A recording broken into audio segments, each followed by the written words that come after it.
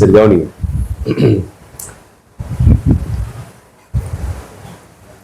நாம் வாழுகிற வாழ்க்கையில ஒரு ஆசீர்வாதமான ஒரு ஜெயத்தின் வாழ்க்கை வாழ வேண்டும் என்று நம்ம எல்லாருமே விருப்பப்படுகிறோம்.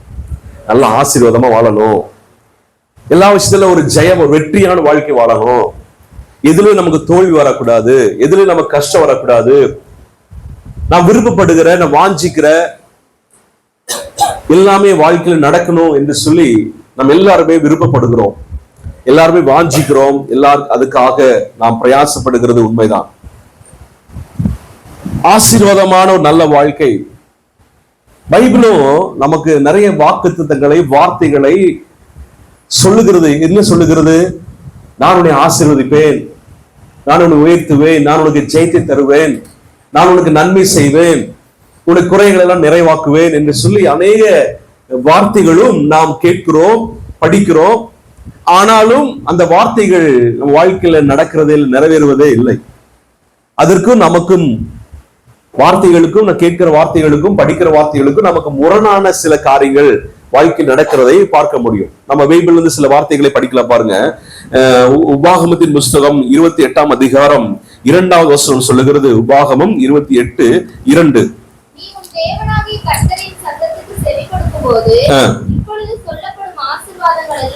இப்ப சொல்ற எல்லா ஆசீர்வாதங்களும் உண்மையிலும் உனக்கு வந்து என்ன செய்யுமா? உனக்கு அப்படியே பலிக்கும், உனக்கு நடக்கும், அப்படியே வாழ்க்கையில் அப்படியே நிறைவேறும். எல்லா ஆசீர்வாதங்களும், சொல்ற அத்தனை ஆசீர்வாதங்களும் வாழ்க்கையில் என்ன செய்யும்? நிறைவேறும், வாழ்க்கையில பலிக்கும்பா, நடக்கும், அப்படியே நடக்கும் என்று சொல்லி நம்ம ஆண்டவர் நமக்கு ஆசீர்வாதங்களை, ஆசீர்வாதமான காரியங்களை ஒரு பட்டியலை இட்டு, இந்த ஆசீர்வாதங்கள் எல்லாம் வாழ்க்கையில வரும், நிச்சயமா பலிக்கும்பா அப்படின்னு சொல்லி நமக்கு ஒரு உறுதியான ஒரு வாக்குத்தத்தங்களை, வார்த்தைகளை, மாறாத வார்த்தைகளை நமக்கு ஆண்டு கொடுத்திருக்கிறார். அல்லேலூயா சொல்லுங்க. இன்னொரு வசனம் படிக்கலாம். 37ஆம் சங்கீதம் 4வது வசனம். 37:4. சங்கீதம் 37:4.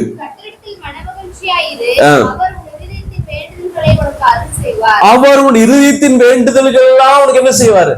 அருள் செய்வார்.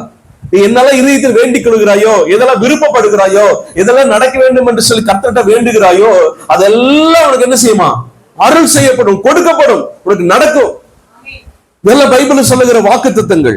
இன்னொரு வசனம் படிக்கலாம். பிலிப்பியர் 4ஆம் அதிகாரம் 19 வசனம். மனப்பாடமா சொல்லுங்க. தேவன் தம்முடைய மகிமையின் ஐஸ்வர்யத்தின்படி உங்கள் குறைகள் எல்லாம் கிறிஸ்து இயேசுக்குள்ள மகிமையில நிறைவாக்குவார். உன் குறையெல்லாம் என்ன செய்யும்? நிறைவாகும். உனக்கு ஆசீர்வாதம் வரும். நீங்க எதுல தாழ்ச்சி அடைய மாட்டீங்க. நீ நன்றாக ஆசீர்வாதமாக வாழ்க்கையில ஒரு வெற்றியாக வாழ்வீர்கள் என்று அந்த வார்த்தை சொல்லுகிறது. 3 யோவான் 2வது சொல்லுகிறது, பிரியமானவனே உன் ஆத்துமா வாழுகிறது போல எல்லாவற்றையும் நல்லா வாழ்ந்து எப்படி இரு? நல்ல சுகமா, சந்தோஷமா இருப்பா. கவனிங்க, இதெல்லாம் வேதத்துல சொல்லப்பட்ட வார்த்தைகள். ஆமென் சொல்லுங்க.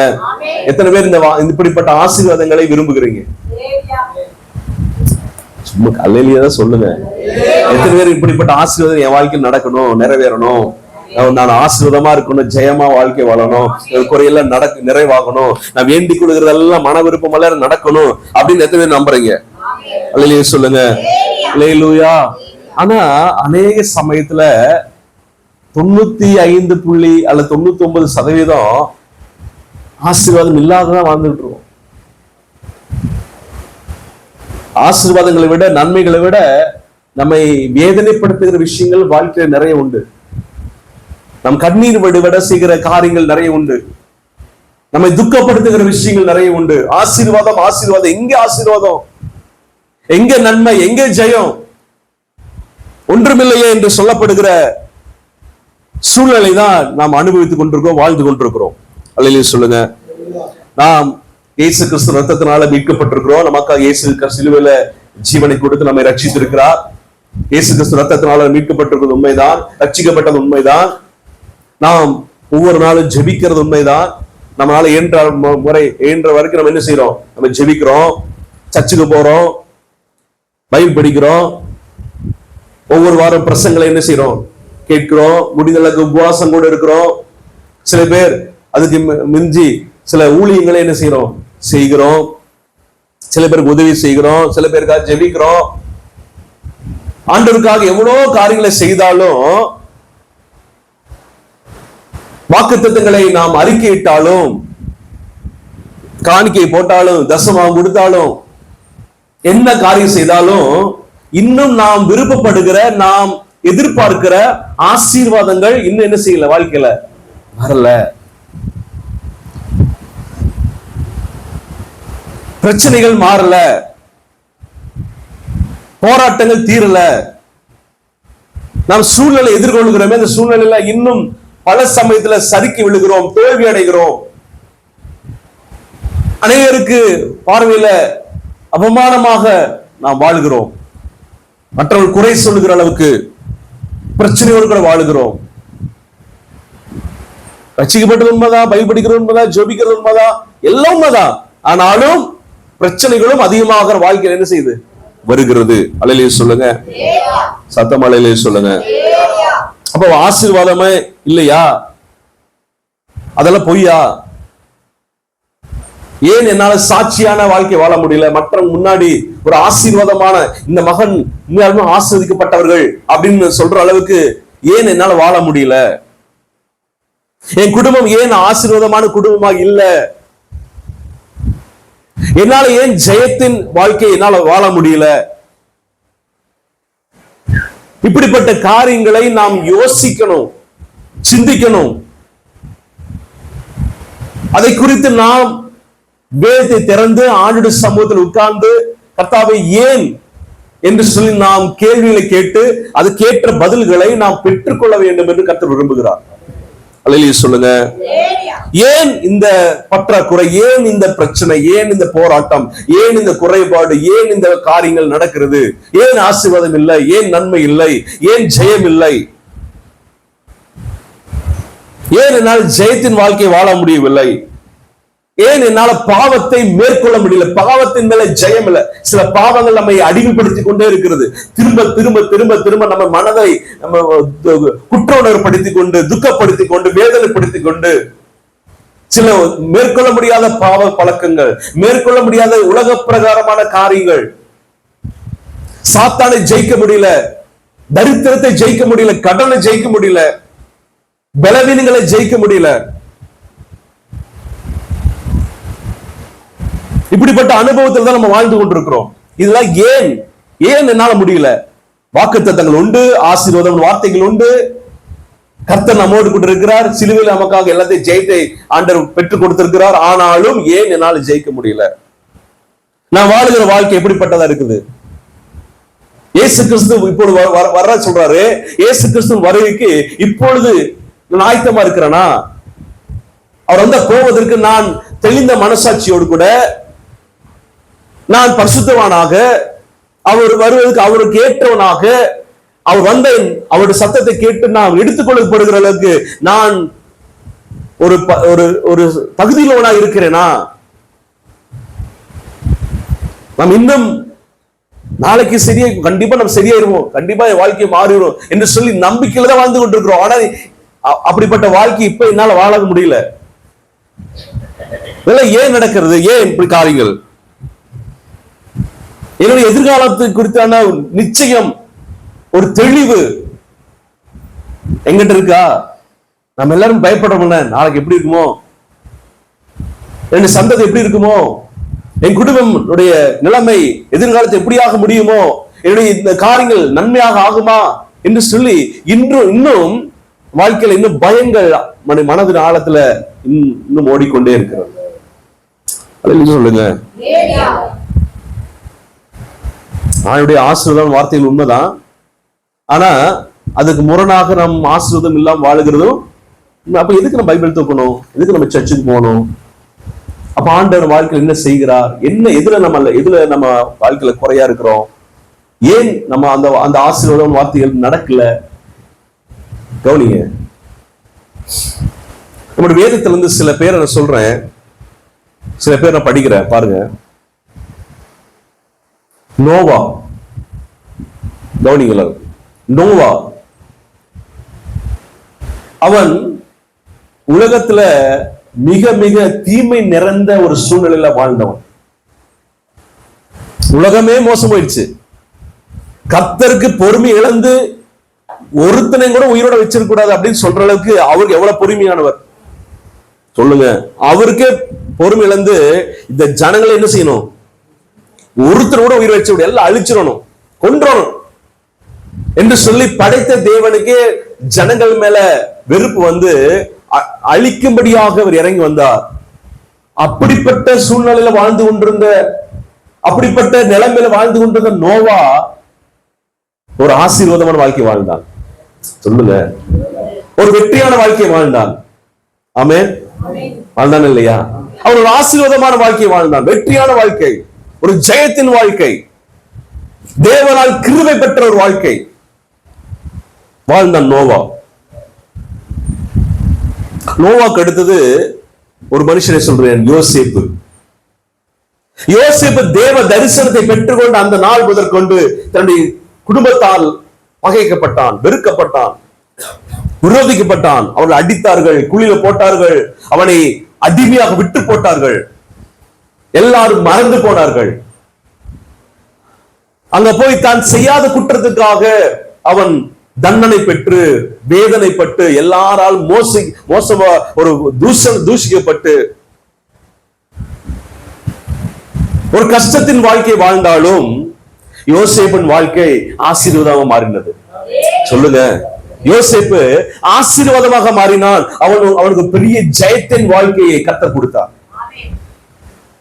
ஆமென், ஆமென் சொல்லுங்க. இன்னொரு மனுஷன் சொல்லுகிறேன், தாவீது. தாவீது அவன் எல்லாராலும் பகைக்கப்பட்டவனாக, ஒதுக்கப்பட்டவனாக, மறந்து போனவனாக, ஆடுகள் பின்னாடி சிறுமை உள்ளவனாக தனிமையில அவன் வேதனைப்பட்டு கொண்டிருந்த அந்த தாவீது, அவன் ராஜாவாக அபிஷேகம் பண்ணப்பட்ட போதும் கூட சத்துரு வேட்டையாடுகிறது போல சவுல் ராஜா அவன் வேட்டையாடி கொண்டே இருந்தான். ஆனாலும் பாருங்க, அவன் ஆசீர்வாதமாக மாறினான். ஒரு ஜெயம், ஒரு மேன்மை, அவனை போல ஒருவனும் இல்லை என்று சொல்லுகிற அளவுக்கு ஒரு பேர் பெற்றவனாக தாவீது மாறினான். அல்லேலூயா சொல்லுங்க, சத்தமா அல்லேலூயா சொல்லுங்க. தானியேல் எடுத்துங்க, அவன் அடிமை தேசத்துல ஒரு அடிமையாக கொண்டு போகப்பட்டான். அது அவனுக்கு ஆதரவு கொடுப்பதற்கு, அவனுக்கு துணை நிற்பதற்கு, அவனுடைய காரியங்களை பார்ப்பதற்கு ஒருவரும் இல்லை. அந்த அடிமை தேசத்துல அவ்வளவு பாடுகள், அவ்வளவு ஒரு மோசமான நிலைமையில் இருந்த அந்த தானியேல் அவன் ஜெயமான வாழ்க்கை வாழ்ந்தான், ஒரு ஆசீர்வாதமான வாழ்க்கை வாழ்ந்தான். சொல்லுங்க, ஒரு ஆசீர்வாதமான வாழ்க்கை வாழ்ந்தான்.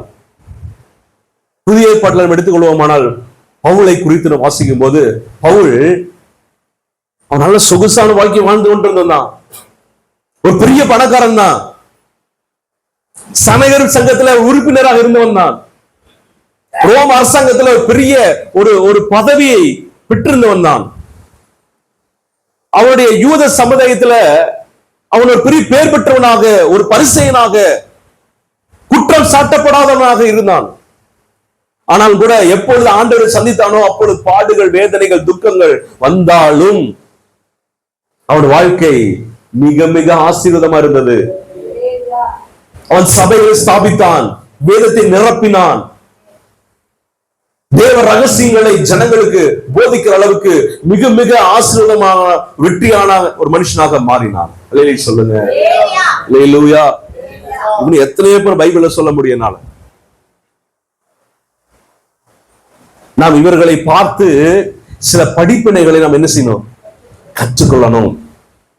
நானும் ஆசீர்வாதமாக மாறணும், நானும் ஜெயிக்கிறவனாக, ஜெயமுள்ளவனாக மாறணும்.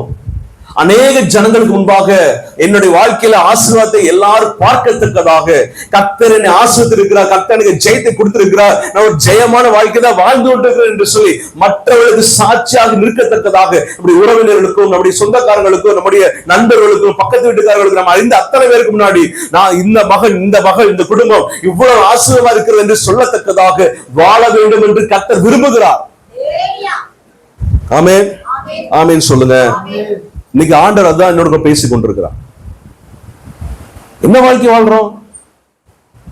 ஏன் ஆசீர்வாதம் இல்லை? அதுக்கு காரணம் யார் தெரியுமா? இப்படி நடக்கிறது காரணம் யார் தெரியுமா? சொல்லுங்க. என் குடும்பம் சரியில்லைங்க, என் பெற்றோர் சரியில்லைங்க, என் நல்ல வேலை இல்லைங்க, என் சூழ்நிலை சரியில்லைங்க. கிறிஸ்தவ சொல்றான் டைமே சரியில்லைங்க பாஸ்டர். என்ன இல்ல, டைம் சரியில்லைங்க. வாட்ச மாத்திருவோம். சொல்லுங்க, வாட்ச் ஏதோ ரிப்பேரா இருக்கு, டைம் சரியில்லை. நேரம் சரியில்லைங்க. சொல்லுங்க. அவங்க சரியில்லை, இது சரியில்லை, அப்படி சரியில்லை, அது இல்லை, இது இல்லை, இது குறையா இருக்கு, அது குறையா இருக்கு, எல்லாம் சொல்லுங்க. நாம் சரியில்லை. நம்ம மாறினோம்னா எல்லாம் மாறி சவுண்டு நம்ம மாறின எல்லாம் மாறிடும். அல்லேலூயா சொல்லுங்க. நம்ம மாறணும் ஆண்டு விரும்புகிறார். ஆமே. அல்லேலூயா. நம்ம மாறணும். நம்ம மாறினா ஆசீர்வாதம் வந்துடும். ஆமே. நமக்கு நிறைய பிரச்சனை உண்டு, நிறைய சூழ்நிலைகளை நாம் சந்திக்கிறோம். குடும்பத்துல பிரச்சனை, பொருளாதார நிலைமையில பிரச்சனை, போராட்டம், சரீர பிரகாரமான பலங்களில நன்மையில போராட்டம், பலவீனங்கள், சுகவீனங்கள். நமக்கு விரோதமா நிறைய எதிரிகள் உண்டு. நம்மை குறை சொல்றவங்க, நமக்கு விரோதமாக நினைக்கிறவங்க, நம்ம நன்றாக இருக்கக்கூடாது என்று சொல்லி நாம் கெட்டு போகணும், நாசமா போகணும், நம்ம கீழே போகணும் அப்படின்னு நினைக்கிறவங்க நிறைய பேர் உண்டு. நம்ம விரோதிக்கிற நிறைய பேர் உண்டு. நம் முகத்துக்கு முன்பாக நன்றாக பேசுகிறவர்கள் பின்னாடி போய் நம்ம பற்றி மோசமா பேசுகிறவர்களும் உண்டு. அநேக பிரச்சனைகள், போராட்டங்கள். நமக்கு உதவி செய்கிறதுக்கு ஒருத்தர் இல்லைங்க. நமக்கு உதவி செய்வது யாரும் இல்ல, நம்ம தூக்கி விடுவதற்கு யாரும் இல்ல, நமக்கு ஆறுதல் சொல்வதற்கு ஒருவரும் இல்லை. நம்மை புரிந்து கொண்டு நமக்கு ஏற்றபடி நம்ம ஒருபடி இடைப்பட்டு பேசுவதற்கு ஒருவரும் இல்லை.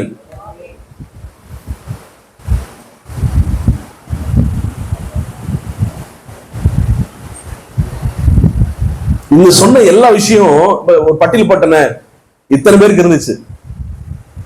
இத்தனை பரிசுத்தவான்களுக்கும் இப்படிப்பட்ட பிரச்சனைகள் இருந்தது. ஆனாலும் அவர்கள் ஆசீர்வாதமான வாழ்க்கை வாழ்ந்தார்கள். ஆனாலும் அவர்கள் ஜெயத்தின் வாழ்க்கை வாழ்ந்தார்கள். நான் சொல்ற விஷயம் என்னன்னா, பிரச்சனைகள் இருக்கட்டுங்க, போராட்டம் இருக்கட்டுங்க, அதன் மத்தியில ஒரு ஆசீர்வாதமான வாழ்க்கை வாழணும். அதன் மத்தியில ஒரு ஜெயத்தின் வாழ்க்கை வாழணும். இதுதான் ஆண்டவர் நம்மகிட்ட வாக்களிக்கிறார். பிரச்சனை இருக்குப்பா, இருக்கட்டும், எல்லாருக்கும் இருக்கிறதா. ஆனா அதன் மத்தியில எப்படி இருக்கணும்?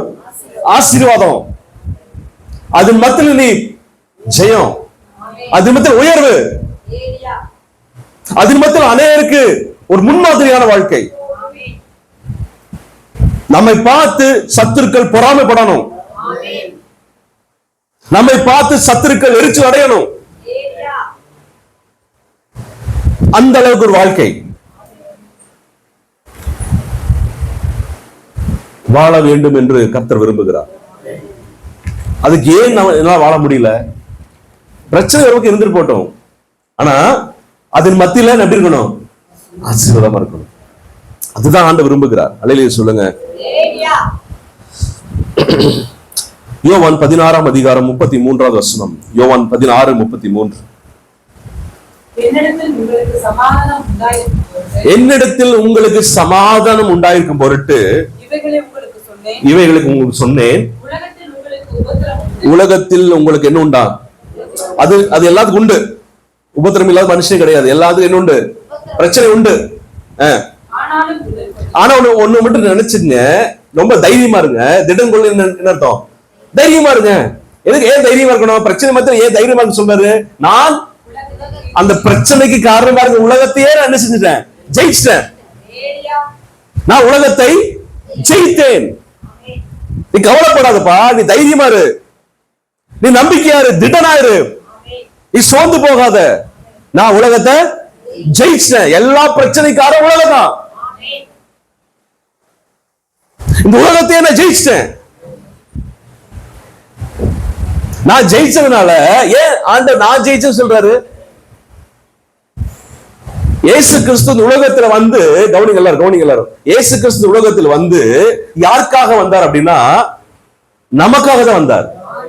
அல்லேலூயா சொல்லுங்க. நீங்க ஒரு விளையாட்டுல பாத்தீங்கன்னா 11 பேர் விளையாடுவாங்க, ஒரு 3 பேர் வெளியே உட்கார்ந்துட்டு இருப்பாங்க. 3 பேர் 4 பேர் என்ன செய்வாங்க? வெளியே உட்கார்ந்து இருப்பாங்க. அந்த அந்த பிளே கிரவுண்டுக்கு வெளியே உட்கார்ந்துட்டு இருப்பாங்க. அவங்க யாரு? அவங்க பேரு சப்ஸ்டிடியூட். சப்ஸ்டிடியூட் தமிழ்ல என்னன்னு தெரியல, கவனிங்க. இவர்களுக்கு பதிலாக அப்படி வச்சுக்கலாம், பதிலாக அந்த சப்ஸ்டிடியூட் உட்கார்ந்துட்டு இருப்பாங்க. அங்க விளையாடுறவனுக்கு ஒன்றாக அவங்க ரொம்ப டயர்ட் ஆயிட்டாங்க, அல்லது என்ன இன்ஜுரி ஆயிட்டாங்க, அல்ல ஒரு காயப்பட்டுருச்சு, அவங்களால விளையாட முடியல அப்படின்னா உடனே அடுத்த லைன்ல சப்ஸ்டிடியூட் என்ன செய்வாங்க? அவர்களுக்கு பதிலாக மாற்றாக உள்ள களத்துல இறங்கிடுவாங்க. அல்லேலூயா சொல்லுங்க. அவங்க இறங்கி என்ன செய்ய, இவருக்கு பதிலாக என்ன செய்வாங்க? விளையாடுவாங்க. இயேசு கிறிஸ்து உலகத்துல வந்தார். யாருக்காக வந்தார் அப்படின்னா நமக்கு சப்ஸ்டிடியூட்டாக வந்தார்.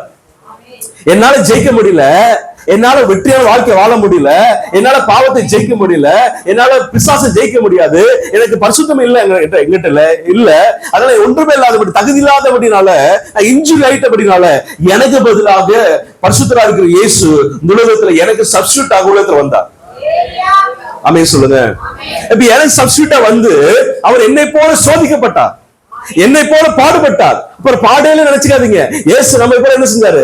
சோதிக்கப்பட்டார். எபிரேயர்ல அழகா வாசிக்கிறோம், அவர் நம்மை போல பாடுபட்டார், நம்மை போல சோதிக்கப்பட்டார். அந்த வசனம் படிக்கல, எபிரேயர் 2ஆம் அதிகாரம் நினைக்கிறேன், 2 வசனம் படிக்கலாம் அதுல. எபிரேயர் 2ஆம் அதிகாரம் கடைசியில சில வசனம் படிங்க.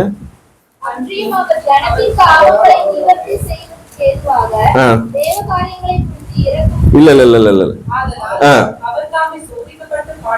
அவ்வளவுதான், அது மட்டும் இருக்கு. அவர் தாமே சோதிக்கப்பட்டு பாடுபட்டார். அல்லேலூயா சொல்லுங்க.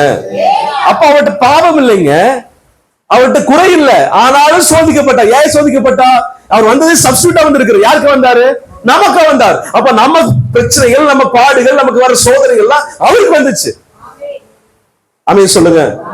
அதுல 3ஆம் அதிகாரம் 4ஆம் அதிகாரம் 15. நம்முடைய பலவீனங்களை குறித்து பரிதபிக்க கூடாத பிரதான ஆசாரியர் நமக்கு எல்லா விதத்திலும் நம்மை போல சோதிக்கப்பட்டார். அப்ப எல்லா விதத்திலும் யாரை போல? நம்மை போல. இல்ல சொல்லுங்க, நம்மை போல. நம்மை போல இயேசு என்ன செஞ்சாரு? சோதிக்கப்பட்டார். சோதிக்கப்பட்டு பாடுபட்டார். பாடுகள் வந்துச்சு. நம்ம படுற பாடலும் பல மடங்கு அவருக்கு வந்துச்சு. ஒரு சரித்திர ஒரு சரித்திர எழுதவர் சொல்றாங்க, உலகத்துல இது வரைக்கும் கொடூரமான கொலை அப்படின்னா அது இயேசுதான். இயேசு கிறிஸ்து மரணம் தான் அவ்வளவு கொடூரமான மரணம் என்று உலகத்துல கணிக்கப்படுகிறது. அவ்வளவு பெரிய மோசமான ஒரு கொடூரமான மரணத்தை ஆண்டவர் நமக்காக ஏற்றுக்கொண்டார்னா அது நமக்காக பாடுகள் நம் நிமித்தமாக எனக்கு பதிலாக அவர் மரிச்சிருக்கிறார், எனக்கு பதிலாக பாடுபட்டார். நான் பட வேண்டிய பாடுகளை யார் பட்டாரு? இயேசு பட்டார். நான் மறிக்க வேண்டிய இடத்துல, நான் அடிக்கப்பட வேண்டிய இடத்துல இயேசு எனக்கு அடிக்கப்பட்டார். அப்ப சப்ஸ்டிடியூட்டா வந்து என்னை போல பாடுபட்டு ஆண்டவர் சொல்றாரு, நான் உலகத்தை ஜெயிச்சப்பா, நான் உனக்காக ஜெயிச்சிருக்கிறேன். சொல்லுங்க. அவர் வந்து உலகத்தை ஜெயிக்க வேண்டிய அவசியமே இல்ல, தேவையில்லை. அல்லேலூயா சொல்லுங்க. அவர் உலகத்தை ஜெயிக்க வேண்டிய தேவை இல்ல. யாருக்கா ஜெயிச்சாரு? அது யாருடைய ஜெயம்? நம்மளுடைய ஜெயம், என்னுடைய வெற்றி, அது என்னுடைய ஜெயம். அது அதனாலதான் சொல்றாரு, நீ என்ன செய்யாத, திடனாரு, நீ சோர்ந்து போகாத, நான் உலகத்தை ஜெயிச்சிட்டப்பா. நீ எதெல்லாம் ஜெயிக்க முடியலன்னு நீ வேதனைப்பட்டு கொண்டிருக்கிறாயோ, எந்தெந்த விஷயத்துல எல்லாம் எனக்கு ஜெயம் இல்ல, எந்தெந்த விஷயத்துல ஆசீர்வாதம் இல்ல நினைச்சிட்டு இருக்கியோ, அதெல்லாம் நான் ஜெயிச்சிட்டேன். அதனால எப்படி இருக்கு? திடனாயிரு. நான் சொல்ல எத்தனை புரியுது? கர்த்தர் ஜெயிச்சிட்டார். அது நம்முடைய ஜெயம். நமக்கு பதிலாக, நமக்கு சப்ஸ்டிடியூட்டாக ஜெயிச்சு முடிச்சிட்டார். அதை நம்ம கனெக்ட் பண்ண போதும், அதை நம்ம ஏற்றுக்கொண்டால் போதும், அதை விசுவாசித்தால் போதும், அந்த ஜெயத்தை, அந்த ஆசீர்வாதத்தை நாம் பெற்றுக்கொள்ள முடியும். அல்லேலூயா சொல்லுங்க. 1 கொரிந்தியர் 15ஆம் அதிகாரம் 57வது வசனம். 1 கொரிந்தியர் 15:57. நம்முடைய கர்த்தராகிய இயேசு கிறிஸ்துவினாலே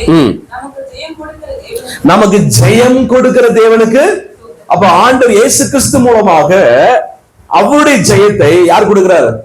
நமக்கு கொடுக்கிறார். கர்த்தருடைய ஜெயத்தை நமக்கு தருகிறார். ஆமென் சொல்லாமா? நமக்கு ஜெயம் கொடுக்கிற தேவன், நமக்கு வெற்றி தருகிற தேவன். எதெல்லாம் தோல்வி முகமா இருக்கிறோமோ, எதெல்லாம் இதுல எனக்கு வெற்றி வராது, நான் தோற்று போனவன் என்று சொல்லிக் கொண்டிருக்கிறோமோ, அந்த காரியங்களில நமக்கு ஜெயத்தை கொடுக்கிற தேவன் நம்முடைய தேவன். அல்லேலூயா சொல்லுங்க. நீங்க எல்லாம் சொல்லுங்க, நான் ஜெயம் பெறுவேன், எனக்கு ஆண்டவர் ஜெயம் தருவார். சொல்லுங்க, அல்லேலூயா சொல்லுங்க. ஜெயம் கொடுக்கிற தேவன். 2 கொரிந்தியர் 2ஆம் அதிகாரம் 14வது வசனம். 2 கொரிந்தியர் 2:14. கிறிஸ்துவுக்குள் எப்போதும், அப்படின்னா எல்லா சமயத்திலும் எப்போதும் எங்களை வெற்றி சிறக்க பண்ணி எல்லா இடங்களிலேயும் எங்களை கொண்டு அவரை அறிகிற அறிவின் வாசனை வெளிப்படுத்துகிற தேவனுக்கு ஸ்தோத்திரம். அல்லேலூயா சொல்லுங்க. அப்ப எல்லா சமயத்திலும் நமக்கு என்ன செய்யறாராம்? ஜெயத்தை தருகிறார். ஆமென், ஆமென் சொல்லுங்க.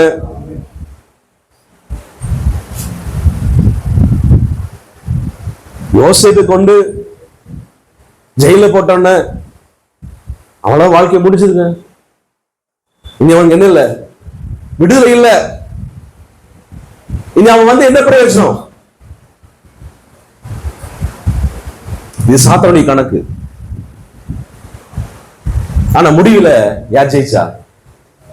யோசேப்பு ஜெயிச்சிட்டா. சொல்லுங்க. பவுலை கொண்டு அடி அடின்னு அடிச்சு தூக்கி போட்டாங்க, மரிச்சு போய் செத்துட்டாங்க. நம்பிக்கை இல்ல, பிழைப்போங்கிற நம்பிக்கை இல்ல, அவ்வளவுதான் முடிஞ்சது. ஆனா யார் ஜெயிச்சது? பவுல் ஜெயிச்சிட்டான். சொல்லுங்க, அல்லேலூயா சொல்லுங்க. இவன் செத்து போய் அடக்க முடியாச்சு, 4 நாள் ஆயிடுச்சு. நீ எழுப்ப முடியுமா? நீ வர முடியுமா? நடக்குமா? நடக்குமா? லாசர் அடக்க முடியாச்சு, 4 நாள் ஆயிடுச்சு. முடியாது. உயிர்த்தெழுதலும் ஜீவனுமா இருக்க ஒருவர் வருகிறார். நானே உயிர்த்தெழுதல், நானே ஜீவன். நான் உயிரே நான் தான்ப்பா, ஜீவனே நான் தான், நான் தான் உயிர்த்தெழுதல். நான் வர்றேன். நீ நம்பிக்கை விசுவாசமா இரு. நீ விசுவாசித்தால் தேவனுடைய மகிமையை காண்பாய். அங்க போனாரு, லாசருவே வெளியே வா. அவன் ஜீவனுடைய நான் வெளியே வந்துட்டான். அந்த ஆண்டவர் சொல்றாரு, நான் உன்னோட கூட இருக்கிறேன்ப்பா, நான் உன்னை ஜெயிக்க வைப்பேன், நான் உன்னை ஜெயிக்க வைப்பேன். அப்ப ஜெயத்தை பெரும்படியாகத்தான் நம்ம அழைக்கப்பட்டிருக்கிறோம். நாம் தோல்வி அடைவதற்காக அழைக்கப்படல, தோற்று போவதற்காக சர்ச்சுக்கு வரல. நாம் ஜெயம் பெறுவதற்காக தான் ஆண்டவர் ஆலயத்தில் கொண்டு வந்திருக்கிறார். அல்லேலூயா சொல்லுங்க. ஆமென். நாம் ஜெயத்தை பெறணும். இந்த ஜெயத்தை பெறுவதற்கு, இந்த ஆசீர்வாதத்தை பெறுவதற்கு நாம் என்ன செய்யணும்? அதான் முக்கியம். ஏன் செய்யல, என்ன செய்யல, நம்ம என்ன செய்யணும்? இது வரைக்கும் ஏன் நம்ம ஜெயத்தை பெறல, இனி நம்ம ஜெயத்தை பெறதுக்கு என்ன செய்யணும்? எத்தனை ஆர்வம் இருக்கு? இன்னைக்கு நான் கஷ்டமான விஷயங்களை உங்களுக்கு சொல்லித்தர போறதில்லை. அப்ப பைபிள் அவன் நமக்கு சொல்லித்தரல. அப்படி அல்லேலூயா சொல்லுங்க. பழைய ஏற்பாட்டுல நியாயப்பிரமாணம். சொல்லுங்க, பழைய ஏற்பாடுல என்னது? நியாயப்பிரமாணம். நியாயப்பிரமாணம் என்னது? சட்டம். பழைய ஏற்பாடுல சட்டம். கண்ணுக்கு கண்ணு, பல்லுக்கு பல்லு. செய்தா ஆசீர்வாதம், செய்யலைன்னா சாபம், செய்யலைன்னா சாபம். கவனிங்க எல்லாரும். நீ தவறிட்டனா உனக்கு தண்டனை உண்டு, அப்பப்ப தண்டனை. இது என்னது? பழைய ஏற்பாட்டின் சட்டம். அல்லேலூயா சொல்லுங்க. புதிய ஏற்பாட்டுல அதெல்லாம் வேண்டாப்பா, உன்னால முடியாது, உன்னால சட்டத்தை கீழ்ப்படிய முடியாது, நீ சட்டத்தை மீறிட்டேன்னா உனக்கு தண்டனை வந்துடும், வேண்டாப்பா அப்படின்னு அந்த புதிய ஏற்பாட்டுல வேற அந்த சட்டத்தை வலுவலுக செய்யிட்டு, அந்த சட்டத்தை நீக்கிட்டு ஆண்டு புதிய ஏற்பாட்டுல கிருபையின் பிரமாணத்தை கொண்டு வர்றார். என்ன பிரமாணம்? கிருபையின் பிரமாணம். கிருபையின் பிரமாணம் நம்ம தவறினாலும் அதை நம்ம தாங்குகிறது. சொல்லுங்க, நம்ம தப்பு செஞ்சாலும் கீழே விழுந்தாலும் அந்த கிருபை நம்மை தாங்கி என் கால்கள் சறுக்குதுன்னு சொல்லும் போது ஆண்டவரே ஒரு கிருபை என்னை தாங்கிற்று. சொல்லுங்க. நான் தப்பு பண்ணாலும் தண்டனை வரல, வருதா? சொல்லுங்க. தவறினாலும் நமக்கு என்ன இல்ல? சொல்லுங்க, தண்டனை இல்ல. ஏன்? சட்டம் இல்லப்பா, சட்டத்துக்கு இல்லாம இல்ல, கிருபை கீழ இருக்கு. அல்லேலூயா சொல்லுங்க, சத்தம் அல்லேலூயா சொல்லுங்க. அப்ப கிருபை கீழ இருக்கிறோம். அப்ப ஆண்டவர் நமக்கு நம்மளால முடியாதுன்னு தெரிஞ்சுதான் இந்த பிரமாணத்தை கையில் நமக்கு கொடுத்திருக்கிறார். அல்லேலூயா சொல்லுங்க. இதையும் வாங்கிட்டு இந்த கிருபையின் பிரமாணத்தை வாங்கிட்டு இன்னும் ஆசீர்வாதமா வாழல அப்படின்னா எவ்வளவு பெரிய நம்ம. இப்போ ஒரு வார்த்தை நிறைய பேருக்கு பரவிட்டு இருக்கு, தற்குறின். தற்குறின்னு தெரியுமா? இளம் சமுதாயத்துக்கு பேர் வச்சிருக்க, என்னது தற்குறி அப்படின்னு என்ன அர்த்தம்? விஷயமே இல்ல, தெரியாது அவங்களுக்கு, என்னன்னே தெரியாது, சும்மா அப்படியே கண்ணை கட்டி காட்டு விட்ட போல என்ன செய்யறாங்க. போன வாரம் ஒரு சின்ன வீடியோ பார்த்தேன். ஒரு செம்மறியாடு கூட்டம் வருது. அந்த கூட்டத்துக்கு முன்னாடி ஒருத்தர் நடத்திட்டு போறாரு. ஒரு தீ, ரவுண்ட தீ எப்படி எரிஞ்சிட்டு இருக்கு. அப்படியே அந்த பகுதி அப்படி கூட்டிட்டு வர, அந்த இவர் எங்க போறாரோ பின்னாடி என்ன செய்யுது, எல்லாம் ஆட்டு அப்படி மந்தைய என்ன செய்யுது, அப்படியே வருது. இவர் என்ன பண்ணாருன்னா நேரா அந்த தீய சுத்தி வந்தார். சுத்தி வந்து நேர விட்டோன்னே இந்த ஆட்டை ஒவ்வொரு ஆட்டு பின்னாடி இன்னொரு அப்படி ஆடு என்ன செய்யுது, அப்படி ஃபாலோ பண்ணிட்டே வருது. இவர் நேர போய் என்ன செஞ்சாருன்னா அப்படியே தீய சுத்தி வந்தார். இது பின்னாடியே ஆடு எல்லாம் போச்சு. வந்து அந்த பின்னாடி இருக்கிற ஆட்டோட ஜாயின் பண்ணி விட்டார். இப்ப ஆடு என்ன பண்ணுச்சுன்னா முன்னாடி ஆடுக்கு பின்னாடி போகுது ஒரு ஆடு, அதுக்கு முன்னாடி ஆடு போகுது. சுத்தினா என்ன ஆகும்? சுத்திட்டே இருக்குது. அவர் விட்டுட்டு போயிட்டாரு. போனதுக்கு அப்புறம் இந்த ஆடு என்ன நினைக்குது, முன்னாடி ஆடு கரெக்டா தான் போகுது, அது பின்னாடி என்ன செய்வோம், போயிடுவோம் அப்படின்னு ஒவ்வொரு ஆடு என்ன செய்யுது, சுத்திட்டே இருக்குது. அதுல இருந்து வெளியே கொண்டு வர முடியல. இதுதான் தற்குறி. நான் இங்க போறேன், எதுக்கு போறேன், அவன் போறான் நானும் போறேன், அவன் செய்யறான் நான் செய்யறேன். எவ்வளவு ஒரு முட்டாள்தனமா இருக்கு பாருங்க. பிசாசு இப்படியே செய்யறான். அல்லேலூயா சொல்லுங்க. நம்ம பைபிள் திறந்து பாக்குறது இல்ல. ஏன் வாழ்க்கை ஆசீர்வாதம் இல்ல?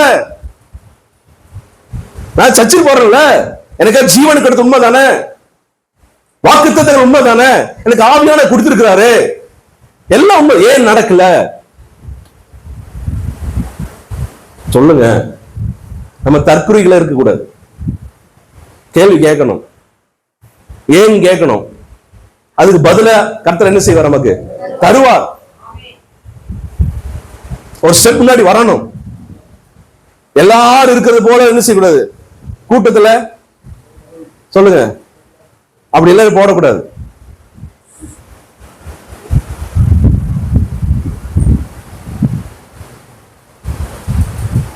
நம்ம எழுமணும். மரித்தோரை விட்டு தூங்குற நீ என்ன செய், எழுந்து. மற்றவங்களுக்குள் இருக்காத, எழும்பு. எழும்பினாதான் ஆசீர்வாதம். ஆமென் சொல்லுங்க. நாம் சுதந்திரிக்க அழைக்கப்பட்டிருக்கிறோம், ஜெயத்துக்கு அழைக்கப்பட்டிருக்கிறோம். ஆமென் சொல்லுங்க. 1 தீமோத்தேயு 4:8. 1 தீமோத்தேயு 4:8. சரீர முயற்சி அற்ப பிரயோஜனம் உள்ளது. எல்லாம் சொல்லுங்க. சரீர முயற்சி அற்ப பிரயோஜனம் உள்ளது. புரிஞ்சுதா? பாஸ்டர், நான் ஆண்டுடைய ஆசீர்வாதத்தை பெறுவதற்காக நான் ஒரு 3 நாள் உபவாசம் போடலான்ட்டு இருக்கிறேன் அப்படின்னு சாப்பிடாம தண்ணி மட்டும் குடிச்சிட்டு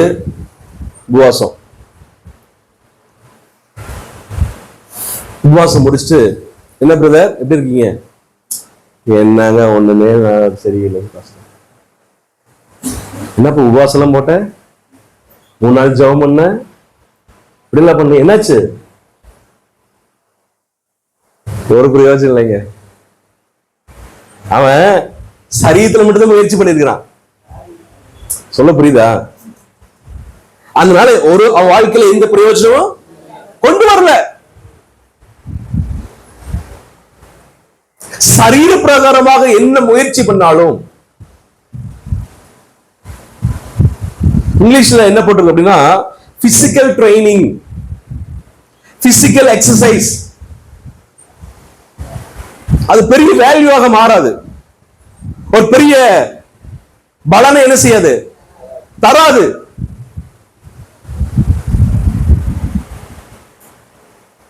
பாஸ்டர், நான் 3 மணி நேரம் நேர் முட்டி போட்டு என்ன செய்வேன்,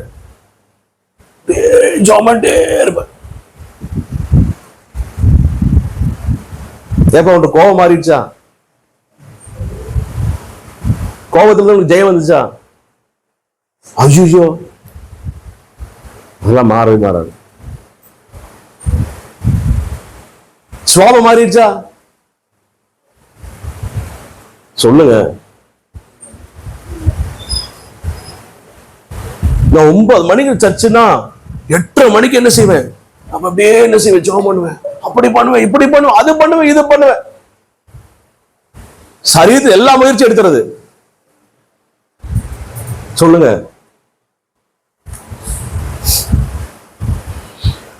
எங்க அப்பா தான் சொல்லுவார், வருஷமான வேளாங்கண்ணி போயிடணும், போய் மொட்டை போட்டுறணும்.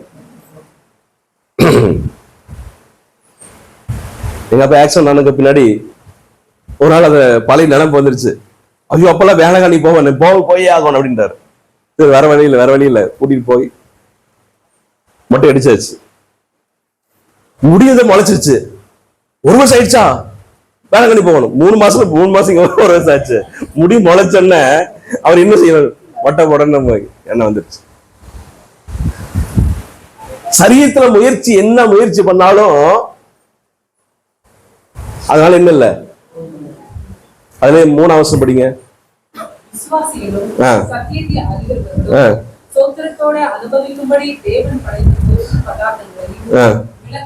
போஜன பதார்த்தங்களை விளக்கவும் அந்த பொய்யர் என்ன செய்வாங்க, கட்டளையிடுவார்கள். நல்லா கவனிங்க. அவங்க சரீரத்துல இது சாப்பிடக்கூடாது, இது சாப்பிடலாம், இது சாப்பிடக்கூடாது, இது சாப்பிடலாம். இப்ப போன மாசம் பாத்தீங்கன்னா, என்ன மாசம், தமிழ்ல புரட்டாசி மாசம், எங்க வீட்டு பக்கத்துல இருக்கிற ஒரு ஹோட்டல்ல ஆஃபர் போட்டான்.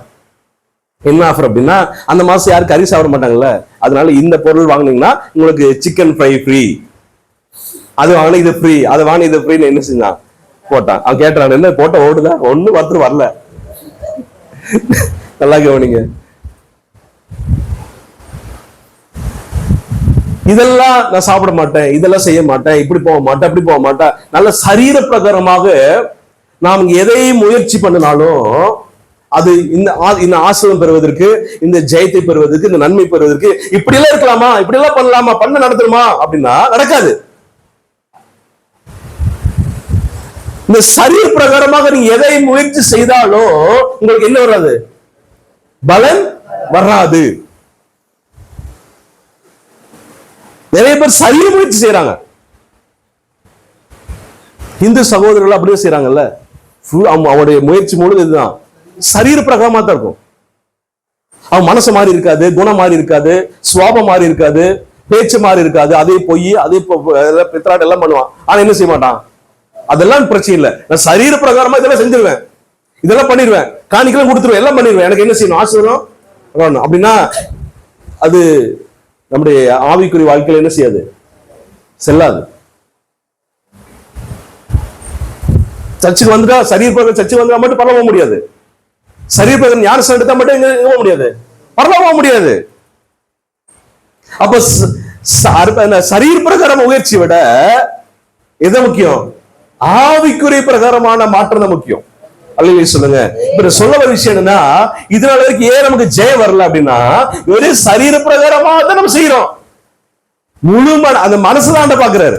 நீ சரீர பிரகாரம் உங்க சர்ச்சை உட்கார்ந்தாலும் மனசுங்க இருக்கு, சொல்லுங்க, வேற எதுவும் யோசிச்சுக்கிறோம். சரீரம் தான் சர்ச்சையில் இருக்கு, சரீரம் தான் ஜபத்துல உட்கார்ந்துட்டு இருக்கு, சொல்லுங்க.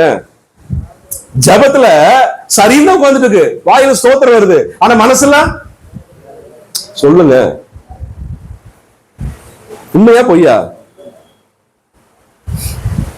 ஆண்டவரே உமக்கா இது செய்வாண்டவர், அது செய்வாண்டவரே, இப்படி வாழ்வு நான் அப்படி வாழ்வு ஆண்டவருங்கிறது ஒப்பு கொடுக்கிறது.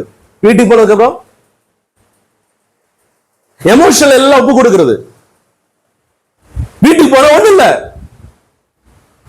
அதே பழைய வாழ்க்கை, அதே பழைய பாவம், அதே பழைய பொய், அதே பழைய மோசமான எண்ணங்கள் எல்லாம் இருக்கு. அப்ப சரீர பிரகாரம் நீ முயற்சி செஞ்சனா நீ தோல்வி அடைஞ்சிடும். அதனால ஒரு பலனும் இல்ல. தேவ பிள்ளைகளுக்கு நாம் சரீரத்துல முயற்சி செய்த விடுங்க. நம்முடைய பலன் ஒன்றுமில்லை அப்படின்னு நம்ம அறியணும். என்னால இந்த பாவத்தை ஜெயிக்க முடியாது, என்னால இந்த சூழ்நிலை ஜெயிக்க முடியாது, என்னால முடியாத ஆண்டவரே.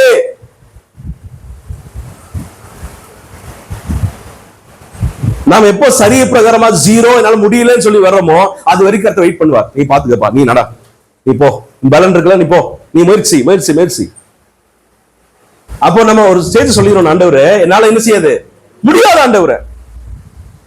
இயேசுவே சொன்னார்ல, இதாவே என்னால முடியல, என்னால முடியாது. அப்ப முடியாதுன்னு சொன்னோன்ன கர்த்தருடைய பலன் நமக்கு வரும். சொல்லுங்க, நம்ம எப்ப முடியலன்னு சொல்றோமோ அப்ப கர்த்தர் இன்டர்வியூ ஆவார், கர்த்தர் இடைப்படுவார். என்னால முடியாது, இந்த சூழ்நிலை என்னால் சந்திக்க முடியாது, இந்த பிரச்சனையில சந்திக்க முடியாது, இந்த காரியத்தில் எனக்கு ஜெயம் முடியாது, என்னால முடியல பலன் இல்லை என்று சொல்லி நாம் அவருடைய பலத்துக்காக காத்திருக்கும் போது அப்ப சரீரம் ஒடுக்கப்படுகிறது, சரீரம் முயற்சி அங்க சாப்பாகுது. அப்பொழுது ஆவிக்குரிய இடைப்பாட்டுதல், ஆவிக்குரிய பலன், ஆவிக்குரிய கிருபை நமக்கு மேல கடந்து வந்து நம்மை அந்த விஷயத்துல ஜெயிக்க பண்ணா கர்த்தரால முடியும். சொல்ல எத்தனை புரியுது? சரீர முயற்சி நிறுத்துங்க. நீ சரீர பிரகாரமாக உங்களுடைய பலத்துக்கு தக்கதாக, உங்களுடைய திறமைக்கு தக்கதாக நீ முயற்சி பண்ணுகிற நிறுத்துங்க.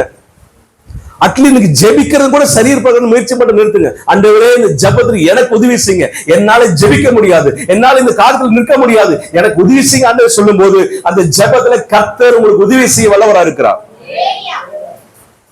நீங்க ஆண்டவர் விட்டு கொடுக்கணும், அவர் கையில் ஒப்பு கொடுக்கணும், அவருடைய சித்தத்துக்கு விட்டு கொடுக்கணும், அவருடைய நடத்துதலுக்கு விட்டு கொடுக்கணும்.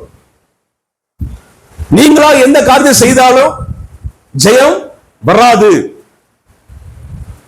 அவருடைய ஃப்ளோரை விட்டுறணும். எனக்கு உதவி செய்யுங்க ஆண்டவரே, எனக்கு பலத்தை தாங்க, கிருபை தாங்க. அல்லேலூயா சொல்லுங்க.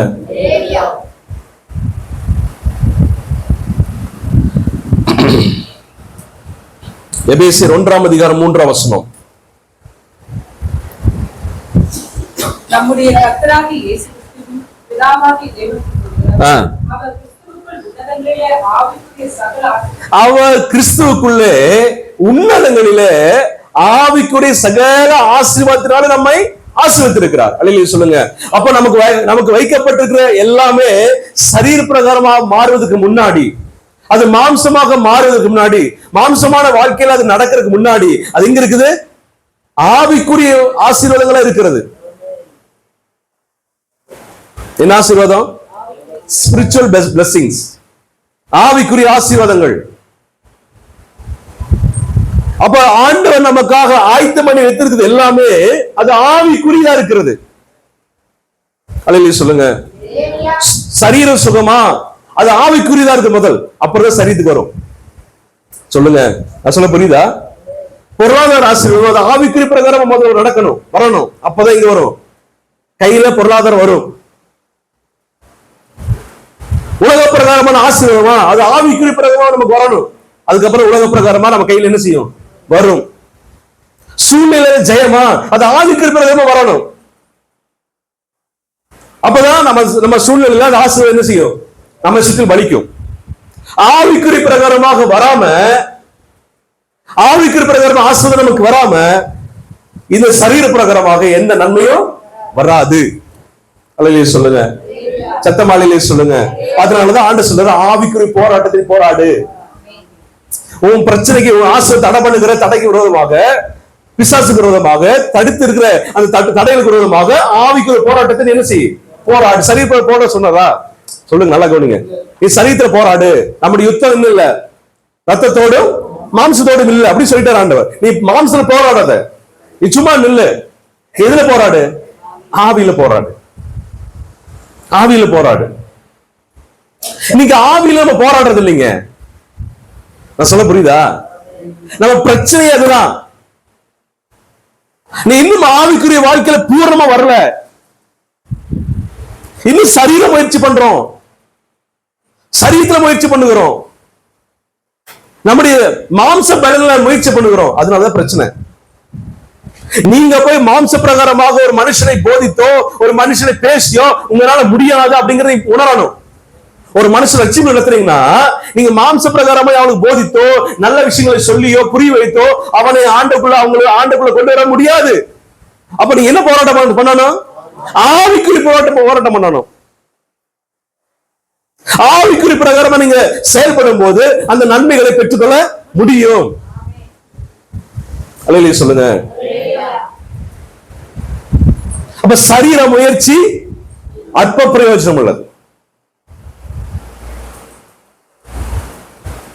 இங்கிலீஷ்ல லிட்டில் வேல்யூ சம் வேல்யூ அப்படின்னு பெருசா நமக்கு என்ன செய்யாது, பலனை கொண்டு வராது. 1 கொரிந்தியர் 2 அதிகாரம் 1 கொரிந்தியர் 2 13 14 15 வாசிங்க. 1 கொரிந்தியர் 2 13 14 15. அப்ப மனுஷன் ஞானத்துல பேசல, அப்ப பேசுறது எப்படி பேசுறோம்? பரிசுத்த ஆவி எப்படி பேசுவாரு? மாம்சக்குரியதை பேச மாட்டாரு. எப்படி பேசுவாரு? ஆவிக்குரியதை பேசுறோம். ஆவிக்குரிய பிரகாரமா நான் பேசுறோம். அப்ப நாங்க எப்படி என்ன காமிக்கிறோம்? ஆவிக்குரியவைகளை ஆவிக்குரிய காரியங்களோட என்ன செய்யறோம்? சம்பந்தப்படுத்துறோம். ஆமென் சொல்லுங்க. அல்லேலூயா சொல்லுங்க. நம்மள யார் அப்படின்னா நம்மள மாம்சக்குரியவர்கள், நம்மள ஆவிக்குரியவர்கள். எல்லாம் சொல்லுங்க. நம்ம எல்லாரும் ஆவிக்குரியவர்கள், நம்மள ஆவிக்குரியவர்கள். ஆவிக்குரியவர்கள்னா நம்ம எந்த பார்வையில பார்க்கணும்? ஆவிக்குரிய பார்வையில பார்க்கணும். ஒரு விஷயம் நடக்குது அப்படின்னா அதுக்கு பேக்ரவுண்ட் என்ன? மாம்சத்துல ஒரு காரியம் நடக்குது, குடும்பத்துல ஒரு காரியம் நடக்குது, நமக்கு ஒரு பிரச்சனை வருது, ஒரு போராட்டம் வருது அப்படின்னா உடனே நம்ம ஆவிக்குரிய பிரகாரமா பார்க்க தொடங்கணும். சொல்லுங்க. ஒரு ஆவிக்குரிய சிந்தை, ஒரு ஆவிக்குரிய வரணும். அதுக்கு பின்னாடி என்ன செயல்படுது, அதுக்கு பின்னாடி என்ன ஆவி செயல்படுது, என்ன விஷயம் நடக்குது அப்படிங்கறத ஆவிக்குரிய பிரகாரமா நம்ம என்ன செய்யணும்? பார்க்கணும். படிங்க. அப்போ சரீர பிரகாரமாக மட்டும் ஜென்ம சுபாவத்துல மட்டும் முயற்சி பண்ணுகிறவன் ஆவிக்குரிய காரியத்தை என்ன செய்ய மாட்டான்? நம்ப மாட்டான், ஏற்றுக்கொள்ள மாட்டான். இருங்க. அவன் ஏற்றுக்கொள்ள மாட்டான், நம்ப மாட்டான். பிரதர் ஜெபம் பண்ணுங்க அப்படின்னா சும்மா ஜெபம் பண்ணி என்ன நடக்க போகுது? சும்மா ஜபம் என்னங்க ஜபம்? ஜபம் நடந்துருமா?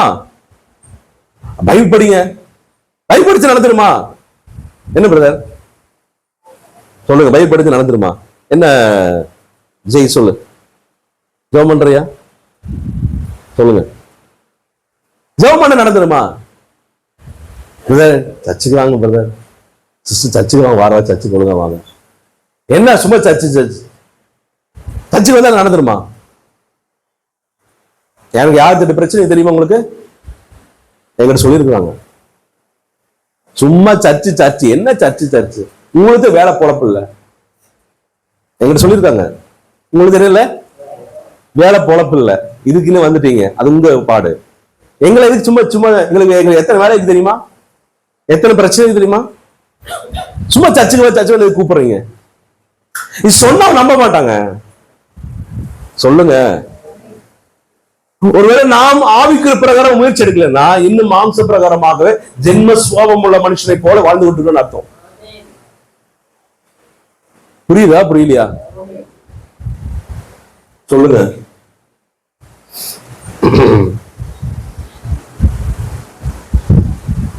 கொஞ்சம் ரொம்ப நாளா எனக்கு மனசு நல்லா ஓடிட்டு இருந்துச்சு. நேத்து நைட்டு காலையில தான் வசந்தம் எடுத்தனால எல்லாத்தையும் நம்ம ஜென்ம சுபாவம் உள்ள மனுஷன் இல்ல, நம்ம ஆவிக்குரிய மனுஷன். ஒரு யாரை பார்த்தாலும் நீ முகத்தை பார்க்க கூடாது. நமக்குள்ள பரிசுத்த ஆவியானவர், அவன் பகுத்தறிகிற அந்த ஆவியானவர் அந்த மனுஷன் எதுக்காக வந்திருக்கிறாங்க, அவன் காரியம் என்ன என்று சொல்லி பார்க்க பழகணும். புரியுதா சொல்றது? ஒரு சூழ்நிலை கணிக்க பழகணும். அது ஆவிக்குரிய சிந்தைகள் தான் வரும். தொடர்ந்து படிங்க.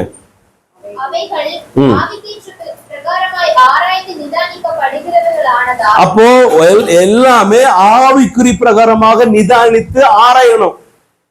அல்லேலூயா சொல்லுங்க. எத்தனை பேர் உங்களுடைய ஜபத்துல கொஞ்சம் வளவள கொலன்னு பேச நிறுத்திட்டு கொஞ்சம் கூட ஆவியானவரை எனக்கு வெளிப்படுத்துங்க, என் குடும்பத்துல என்ன பிரச்சனை இருக்கு, என்ன ஆவி கிரியை செய்யுது, ஏன் தடை, அது காரணம் என்ன, எங்கிட்ட என்ன குறை இருக்கு, அப்படி கேட்டிருக்கீங்களா? நம்ம ஏற்கனவே ஒரு லிஸ்ட் நம்ம மனசுல இருக்கும், மளிகை லிஸ்ட். கட கட கட கட கட கட கட ஏசு நாமத்தில் ஆமேன். ஜெபம்ட்டங்க, அப்பா என் கடமை நிறைவேற்றிட்டான், நான் எவ்வளவு பெரிய பணியை எவ்வளவு பெரிய காரியத்தை செஞ்சு முடிச்சு தெரியுமா அப்படிங்கிற ஒரு வெற்றியோட என்ன செய்வோம், எந்திரிச்சு போவோம். அதே பிரச்சனை, அதே தோல்வி, அதே காரியம். சொல்லுங்க, நீங்க ஜெபம் பண்ணும் போது ஆண்டு தெரியும், இந்த இந்த இந்த காரியத்துல வந்திருக்கிறேன் அப்படி எல்லாம் தெரியுமா ஆண்டவருக்கு? அதெல்லாம் ஆண்டு சொல்ல வேண்டியதில்லை. அந்த விஷயங்கள் நமக்கு நடக்காது, ஆசீர்வாதம் வராது. காரணம் என்ன? தடையா இருக்கிறது என்ன? எது தடை பண்ணுது? அப்ப நான் எதுல நான் மாறணும்? இப்ப நம்ம எல்லாருமே ஆசீர்வாதத்தின் வாய்க்கால். ஆமென் சொல்லுங்க. நம்ம எல்லாரும் ஆசீர்வாதத்தின் வாய்க்கால். என் குடும்பத்துக்கு நான் ஆசீர்வாதத்தின் வாய்க்காலா இருக்கிறேன். I am the channel. நான் தான் ஆசீர்வாதத்தின் வாய்க்கால். நான் ஆண்டோட இணைந்திருக்கிறேன். அவருடைய ஆசீர்வாதம் என் மூலமாக எங்க வருது? குடும்பத்துக்கு வருது. அப்போ குடும்பத்துல ஆசீர்வாதம் வரல அப்படின்னா இந்த சேனல் ஏதோ அடைச்சிருக்குன்னு அர்த்தம். இந்த வாய்க்கால ஏதோ அடைப்பு வந்துருக்கு அர்த்தம். சொல்லுங்க, ஏதோ கற்களோ மண்ணோ ஏதோ குப்பைகளோ ஏதோ அடைச்சிருக்கு. அது சரி பண்ணாதான் என் மூலமாக ஆசீர்வாதம் என்ன செய்யும்? குடும்பத்துல ஒரு மாற்றம் உண்டாகும். குடும்பத்துல வறட்சியெல்லாம் மாறும், செழிப்பாகும், சந்தோஷம் உண்டாகும். அப்போ ஆசீர்வாதம் வாய்க்கலாம் இருக்கு. எங்கிட்ட என்ன பிரச்சனை இருக்கு? என்ன இருக்கு? என்ன மாறணும்? என் வார்த்தையில, பேச்சுல, நடக்கையில இது மாறணும். சொல்லுங்க, நான் சொல்ல புரியுது இல்லையா? தொப்புன்னு ஆண்டவர் யாருமே சம்பந்தம் இல்லாம ஆசீர்வாதம் போட மாட்டாரு. ஆண்டவர் ஒரு மனுஷன் தேடுறாரு. ஆண்டவர் ஆசீர்வாதம் கொடுக்கணும்னா ஒரு மனுஷன் ஆண்டவர் தேவை. சொல்லுங்க, அல்லேலூயா சொல்லுங்க. உங்க குடும்பத்துல ஆசீர்வாதம் வரணும்னா ஒருத்தர் தேவை. ஒருவன் கூட இல்லைன்னா ஆசீர்வதிக்க முடியாது. சோதோம் குமார அழிக்கிறதுக்கு ஆண்டவர் யாரை தேடி வர்றாரு? ஆபிரகாமை தேடி வர்றாரு. எப்பா இந்த சோதோம் குமார பட்டணத்தை அழிக்கலாம் இருக்கிறேன் அப்படின்னு 2 பேருக்கு அனுப்பிச்சுட்டு ஒருத்தர் நிக்கிறாரு. இன்னும் என்ன செய்யறாரு? அவரோட பேசுறாரு. அவர் சொல்ற, ஆண்டவர் அழிச்சிருவீங்க, ஆண்டவர் 50 பேர் அழிச்சிருவீங்களா? 40. இப்போ பர்மிஷன் யார் கொடுக்கணும்?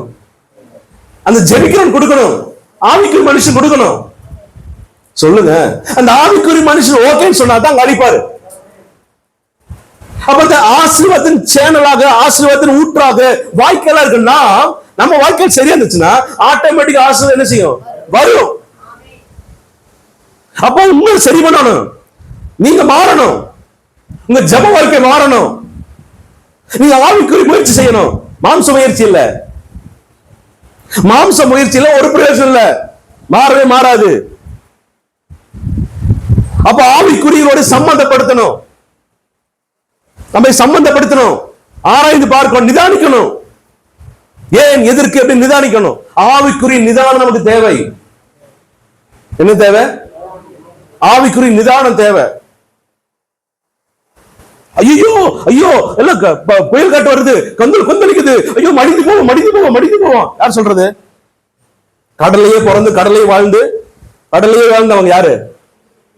மீன் பிடிக்கிறவங்க. அவங்க சொல்றாங்க, ஐயோ போதுகிறே, நாங்க மடிந்து போவதுக்கு கவலை இல்லையா?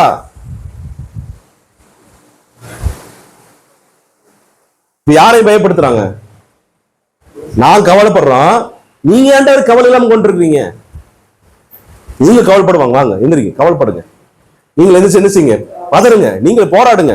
நீங்க எங்களை போல என்ன செய்யுங்க? பக்கெட் எடுத்து தண்ணியில வெளியே என்ன செய்யுங்க? ஊத்துங்க. ஏசு, நீங்க சும்மா படுத்துட்டு இருக்கீங்க. ஏசு என்ன சொல்றாரு? ஏப்பா உங்களுக்கு என்ன? உங்களுக்கு விசுவாசம், ஆவிக்குரிய நிதானமே உங்களுக்கு இல்லையா? சொல்லுங்க. சொல்றது புரியுதா இல்லையா? சரி, ஆவிக்குரிய நிதானம் வேணும்.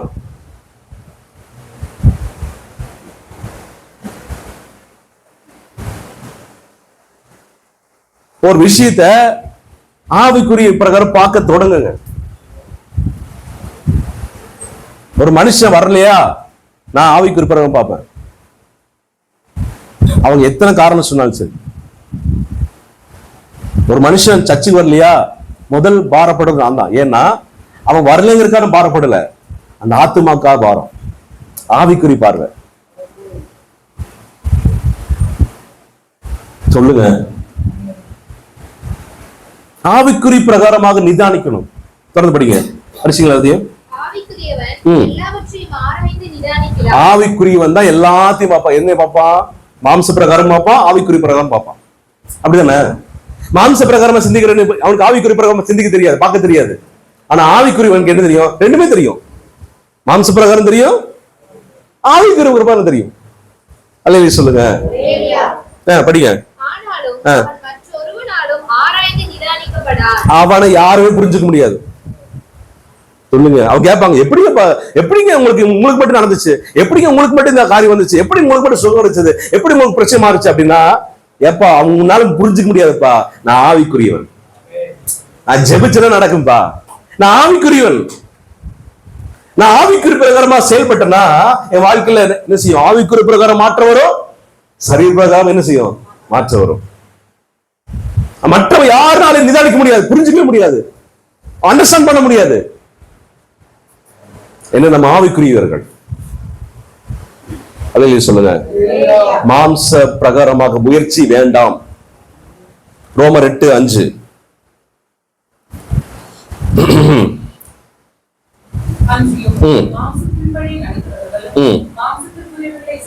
மாம்சத்தின்படி நடக்கிறவர்கள் மாம்சத்துக்குரியவர்களை சிந்திக்கிறார்கள், ஆவியின்படி நடக்கிறவர்களோ ஆவிக்குரியவர்களை. நம்ம எப்பவுமே நம்ம சிந்த ஆவிக்குரிய பிரகாரமாவே இருக்கணும். எப்பவுமே 24/7 எப்பவுமே எதை சிந்திக்கணும்? ஸ்பிரிச்சுவலா தான் சிந்திக்கணும். ஒரு பலவீனமா, இயற்கையா வந்து பலவீனமா, அல்லது இது எதனால வந்துச்சு சிந்திக்கணும். ஆண்ட கேட்கணும். கர்த்தர் பதில் தருவார், ஆவியான பதில் தருவார். அல்லேலூயா சொல்லுங்க. எத்தனை புரிஞ்சுது? இதெல்லாம் இன்ட்ரோடக்ஷன் தான், இந்த செய்திகளும் போகுது. நான் இதெல்லாம் சொன்னா தான் நான் சொல்ற செய்திகளுக்கு என்ன செய்யும்? புரியும். ஆமென். நாளைக்கு எல்லாத்துக்கு லீவுன்னு நினைக்கிறேன். அதனால சாயங்காலம் வரைக்கும் சபையை நடத்திடுவோமா? நீங்க நடத்துங்க பாஸ்டர், நாங்க இருக்க மாட்டோம். நாங்க என்ன செய்வோம்? கிளம்பிடுவோம். நீங்க நடத்துங்க, வெடி கூட என்ன செய்யுங்க? நடத்துங்க, எங்களுக்கு என்ன கவலை.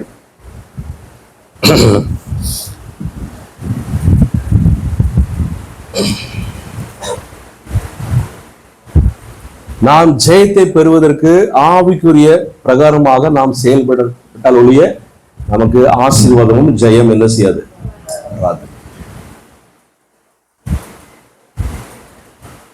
மாம்ச கண்ணை மூடணும், ஆவி கண்ணை திறக்கணும். நம்முடைய மாம்ச கண்ணை என்ன செய்யணும்? மாம்ச கண்ணிலேயே பார்த்துட்டீங்கன்னா ஆவி கண்ணு கூட. செல்போன்ல வர்றதெல்லாம் மாம்சம், மாம்சக்குருவிகள். மாம்சக்குருவிகளையே சிந்திச்சிருந்தீங்கன்னா ஆவியின் கண்ணை என்ன செய்யாது? சொல்லுங்க. திறக்காது, தெரியாது, கண்ணே தெரியாது. மாம்ச கண்ணை கொஞ்சம் என்ன செய்யணும்? அடைக்கணும். மாம்ச கண்ணை அடைச்சாதான் ஆவியின் கண்ணை என்ன செய்யும்? திறக்கும்.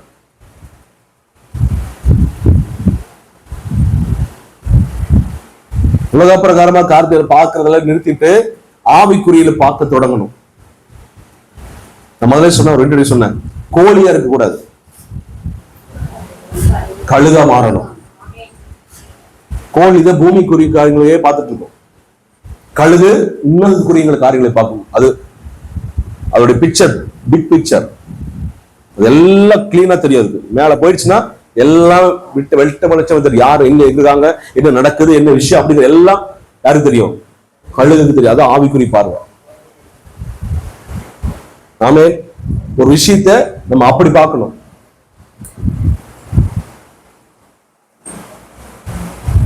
ஒரு ஆவிக்குரியவனுக்கு என்ன நடக்குது, என் வாழ்க்கையில் என்ன நடக்குது, என் குடும்பத்தில் என்ன நடக்குது தெளிவா தெரியணும். ஏன் எதற்கு அப்படின்னா நமக்கு தெரியணும். அப்படி தெரிஞ்சது என்ன நடக்குதுன்னு எனக்கு கொஞ்சம் எல்லாம் தெரிஞ்சிச்சு நமக்கு. ஏன் பிரச்சனை, என்ன பிரச்சனை, என்ன ஏன் அப்படி தெரிஞ்சிச்சுன்னா என்ன செய்வீங்க சொல்லுங்க.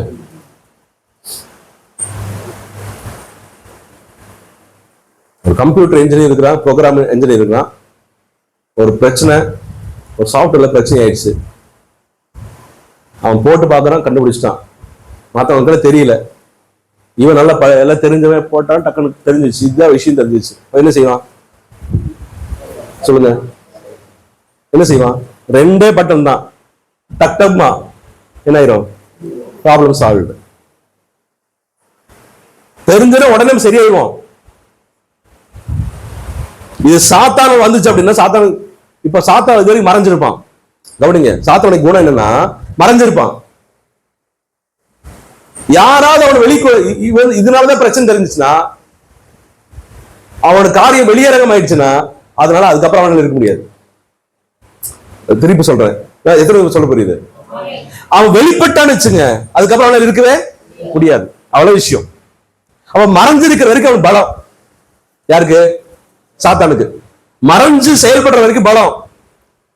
அப்போ எப்ப வெளியரங்கம் ஆகுவான்? மாம்ச பிரகாரமாக சிந்திக்கிற வரைக்கும் வெளியரங்கம் ஆக மாட்டான். புரியுத சொல்றது? மாம்ச பிரகாரமாகவே நம்ம சிந்திச்சிருந்தோம்னா அவன் மறைஞ்சே இருப்பான். நம்ம ஆவிக்குரிய பிரகாரமாக நமக்கு வெளிப்பாடு வந்துருச்சு அப்படின்னா, அவன் வெளிப்பட்டான் அப்படின்னா, இந்த விஷயம் இந்த விசுவாசனாலதான் இந்த காரியத்தினால வந்துச்சு வெளிப்பட்டானா, அதுக்கப்புறம் அவனால இருக்கவே அவனுக்கு கிரவுண்டே இல்லை, இருக்க முடியாது. அவனால போனா என்ன செய்யணும்? போய்தான் ஆகணும். எதோ புரிய சொல்றது? அப்ப பிரச்சனை காரணத்தை புரிஞ்சுட்டு அப்படின்னா நீங்க ஜெயிச்சிடலாம். ஆமென். சர்ப்பங்கள் எடுப்பதற்கும் சாத்தானை சகல வல்லை மேற்கொள்வதற்கும் உங்களுக்கு அதிகாரம் கொடுத்தேன். விசுவாசிகள் உண்டான அடையாளங்கள் ஆவன. விசுவாசம் வந்துருச்சு, நமக்கு தெளிவாயிருச்சு. இப்போ சீசன்ல பதறாங்க, கப்பல் முழுகுது, கொந்தளிக்குதுன்னு பதறாங்க. ஏசியா பதறல? ஏசியா பதறல? சொல்லுங்க, ஏசியா பதறல?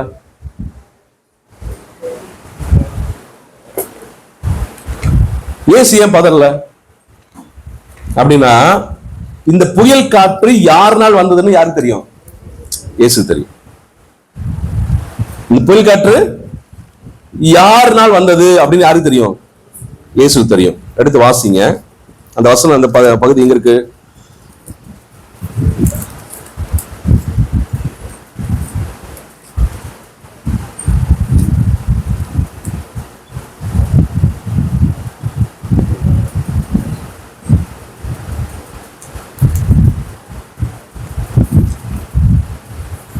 லூக்கால பாருங்க.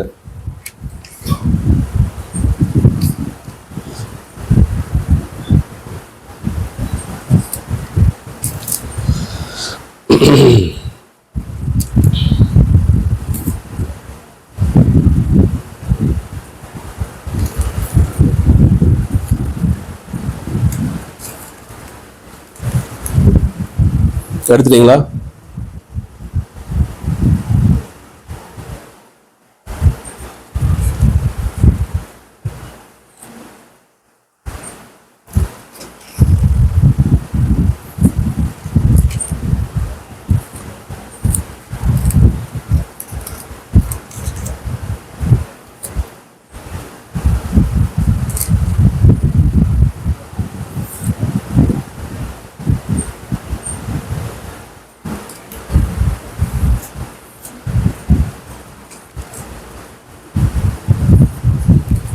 சரி,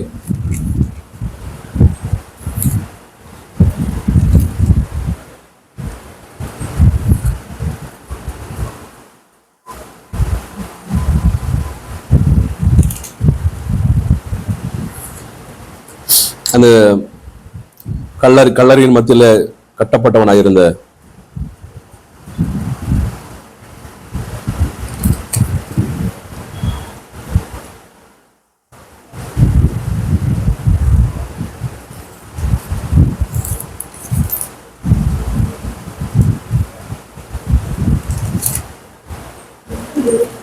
8 படிங்க.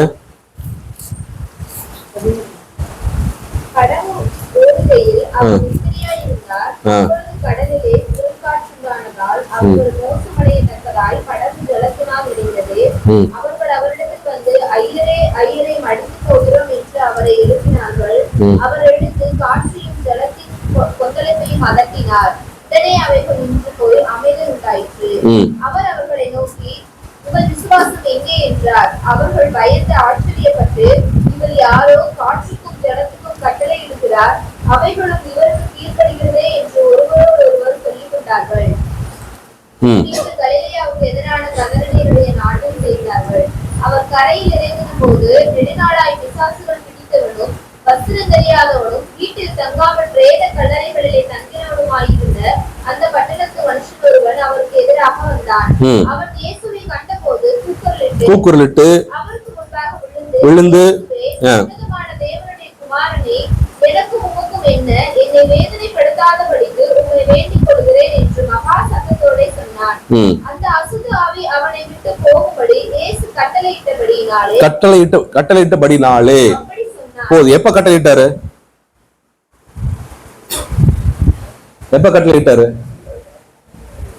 கவனிங்களா. இதே இன்னொரு இடத்துல இருக்கு, அதுல தெளிவா இருக்கு. கட்டளையிட்டு இருந்தார், சொல்லி இருந்தார் அப்படின்னு இருக்கும். மத்திய இருக்குன்னு நினைக்கிறேன். கவனிங்க, ஏற்கனவே ஆண்டு ஜெபம் பண்ணும் போது இந்த காரியத்தை செஞ்சுட்டார். அல்லேலூயா சொல்லுங்க.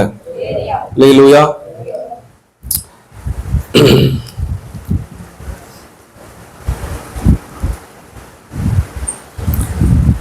இருபத்தி 2 வருஷம் வசிக்கிறோம். பின்பு ஒரு நாள் அவர் தமது சீசரோடு கூட படவில் ஏறி கடலின் அக்கறைக்கு போவோம் வாருங்கள் என்றார். அப்படியே புறப்பட்டு போனார்கள். போகும்போதே ஆண்டு ஜெபத்தோட தான் போறாரு. எங்க போறாரு? இந்த இடத்துக்கு போறேன், அங்க அசுத்தா படிச்ச ஒருத்தர் இருக்கிறான், அவனை துரத்துட்டு தான் போறாரு. அவனிங்க இவருடைய ஊழியமே அந்த அசுத்தாவை துரத்தணும். அவர் சும்மா போக மாட்டாரு. ஜெபத்துல காத்திருந்து ஆவிக்குரிய போராட்டத்தை போராடி அந்த ஆவி கட்டி ஜெபிச்சு தான் போறாரு. சொல்ல புரியுதா? கட்டி ஜெபம் தான் போறாரு. அங்க போறதுக்கு முன்னாடியே இப்ப ஏற்கனவே ஜெபத்துல ஆவிக்குரிய போராட்டத்தை போராடிட்டாரு. யாரோட போராடி இருக்காரு? அந்த பிசாசோட, அந்த லேகியோன் பிசாசோட போராடி இருக்காரு. இப்பவே கட்டி ஜெபம் பண்ணிட்டாரு. அப்ப அந்த பிசாசு என்ன செய்யுதுன்னா, இவன் வந்து சேர்ந்தா தானே இவரு எனக்கு என்ன துரத்துவாரு? சொல்லுங்க. இப்ப வந்து சேரக்கூடாது என்று சொல்லி இவரை அந்த கடலையே மூழ்கடிச்சணும். யாரோட வேலை? பிசாசு கொந்தளிப்பு கொண்டு பண்ணிட்டான். இது யாருக்கு தெரியாது? மாம்ச கண்ணில் இருக்கிற சீசர் தெரியாது. எத்தனை சொல்ல புரியுது? மாம்ச பிரகாரமா யோசிக்கிற சீசன் என்ன செய்யாது தெரியாது. ஆனா இயேசுக்கு தெரியும். அவ ஏற்கனவே ஜெபத்துல எல்லாம் முடிச்சிட்டாரு. ஆவிக்குரிய போராட்டத்தை போராடி முடிச்சிட்டாரு. முடிச்சு நிம்மதியா தூங்குறாரு. சொல்லுங்க, நிம்மதியா தூங்குறாரு. எத்தனை புயல் வந்தாலும் இந்த படகு கவிழ்ந்து போகாதுன்னு யாருக்கு தெரியும்? இயேசுக்கு தெரியும். ஏன்னா ஆவிக்குரிய போராட்டத்தை போராடுகிற இயேசுக்கு எல்லாம் தெரியும். ஏன்னா முடிச்சாரு. அவன் தோற்று போனவன், அவன் ஜெயிக்க முடியாது அப்படின்னு இயேசு தெரியும். மறந்திருந்த பிசாசு வெளிப்பட்டான். யாருக்கு? இயேசு வெளிப்பட்டோன்னு அவன் என்ன செய்வான்? போராடுவான். பிசாசு பார்த்தீங்கன்னா வரும்போது சொல்லாம வருவான். திறந்த வீட்டில் நாய் போந்துற மாதிரி வருவான். பிரச்சனை வீட்டுக்குள்ள வரும். போகும்போது ஒரு பெரிய அலக்கழிச்சுதான் வெளியே போவான். சொல்லுங்க. ஆவியான வரும்போது ஆர்ப்பாட்டமா வருவார். அந்நிவாசியோட நல்ல வல்லமையோட வருவார். போகும்போது கர்த்தருக்கு விரோதமா காரியம் செஞ்சுட்டே வச்சுங்க, சொல்லாம என்ன செய்வாரு? கலட்டி போயிடுவார். இது ஆவியானுடைய குணம். பிசாசு அப்படி இல்லை. வரும்போது எப்படி வருவான்? சொல்லுங்க. யாருக்கு தெரியும்? உள்ள வந்து புந்துருவான். பிரச்சனை எல்லாம் உள்ள வந்துடும். கடைசியில் என்ன செய்ய? போக மாட்டான். அலக்கழிச்சு வேதனைப்படுத்தி துன்பப்படுத்தி விதமாவான். அதனால இயேசு கிறிஸ்து அந்த பிசாசு பிடிச்ச மகனை கொண்டு வரும்போது சொன்னாரு, பேசாமல் இவன் விட்டு போனாரு.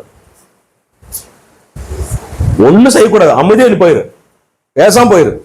அது சொன்ன வார்த்தை எதுக்கு காரணம்னா அதான். அப்ப போகும்போது இப்படி போவான், அலக்கழிச்சு அப்படியும் அலக்கழிச்சு தான் போனான். அல்லேலூயா சொல்லுங்க.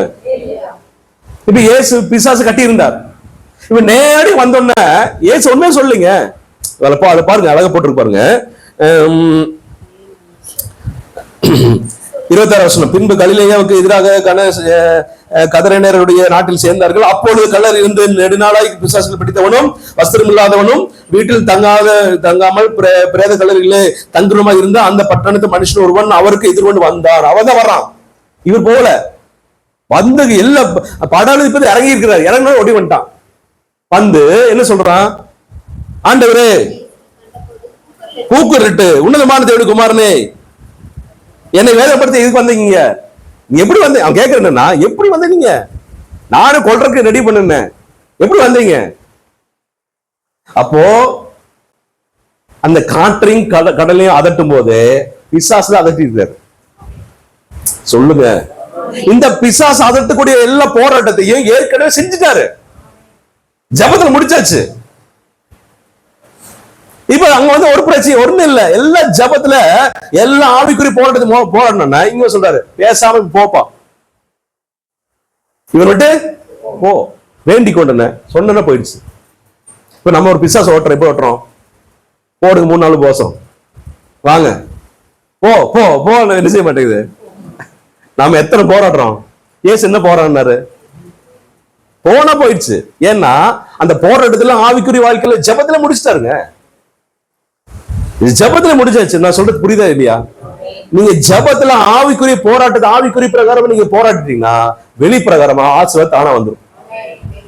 நீ மாம்ச பிரகாரமா என்ன செய்ய வேண்டாம், கஷ்டப்பட வேண்டாம்.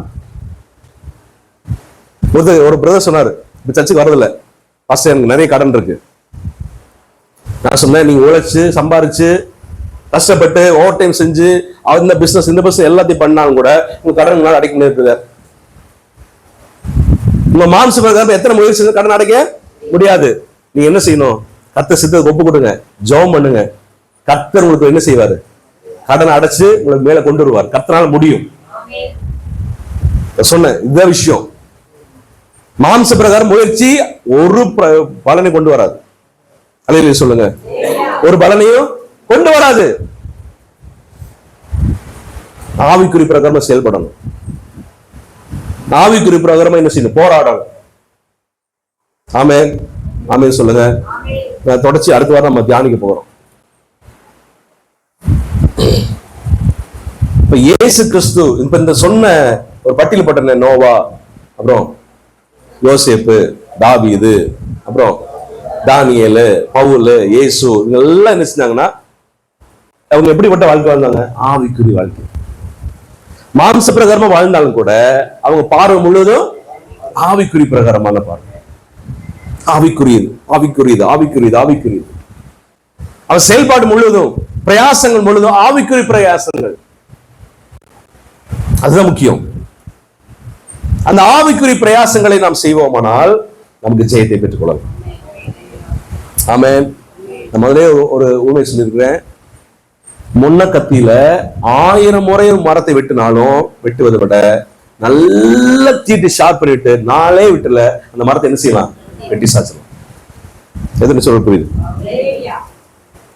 நீ 1000 முறை வெட்டிட்டு இருக்கு, வெட்டுற நிறுத்திருங்க. ஐயோ வெட்டுற நிறுத்திட்டு என்னங்க ஒன்னும் நடக்க, நிறுத்த. நீ ஷார்ப் பண்ணு. என்ன செய்? ஷார்ப் பண்ணு, இன்னும் ஷார்ப் பண்ணு, இன்னும் ஷார்ப் பண்ணு, இன்னும் தீட்டு, இன்னும் தீட்டு, இன்னும் தீட்டு, இன்னும் கூர்மையாக்கு, இன்னும் கூர்மையாக்கு. 4 வெட்டு முடிச்சு. புரியுதா? நீ மாம்ச பிரகாரமா 1000 முயற்சி செய்யறத விட நீங்க ஆவி பிரகாரமாக நீங்க நல்ல பலன் அடைஞ்சிட்டு ஒரு முயற்சி தான் உங்களுக்கு ஜெயம். ஆமென், ஆமென் சொல்லுங்க. ஃபர்ஸ்ட் என்னுடைய பலன் ஒன்றும் இல்லைன்னு நம்ம உணரணும். என்னால முடியாது, என்னால கடனை அடைக்க என்னால முடியாது, இந்த மனுஷன் ரட்சிப்பு நடத்த என்னால முடியாது, இந்த காரியத்துல ஜெயம் பெற என்னால முடியாது, இந்த மனுஷனை ஆதாயப்படுத்த என்னால முடியாது, இந்த சூழ்நிலை என்னோட கண்ட்ரோல் கொண்டு வர என்னால முடியாது. நீ உணரணும். எனக்கெல்லாம் தெரியுங்க, நான் முடிச்சிருவேங்க பாஸ்டர். யார் தெரியுமா? சகலகல்லா ஆளினால் அழகுராஜா நான் தான். நான் எல்லாம் செய்வேன், எனக்கு எல்லாம் திறமை உண்டு அப்படின்னா நீங்க விட்டுருவாரு, போப்பா உன் திறமையிலேயே என்ன செய், நான் இதுக்கு கூட இருக்கணும் போ அப்படின்றாரு. அப்ப முட்டி போது கடைசியில ஐயோ ஆண்டவரே காப்பாத்துங்க ஆண்டவரே அப்படின்னு வரதை விட முதலே ஆண்டு சரண் ஆயிட்டேன்னா நமக்கு ஆவிக்குறி பலனை கொடுத்து நம்ம ஜெயிக்க வேண்டும். அல்லேலூயா. ஒரே விஷயத்த சொல்லிட்டு முடிக்கிறேன். மெயின் பார்ட் நம்ம அடுத்த வாரம் தியானம். இன்னைக்கு எடுத்த வரைக்கும் புரிஞ்சுது. ஆதியாகமத்தின் புஸ்தகம்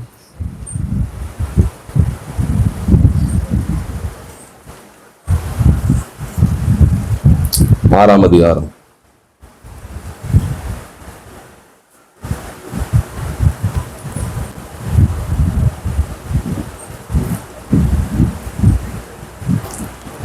8ஆம் வசனம் படிங்க.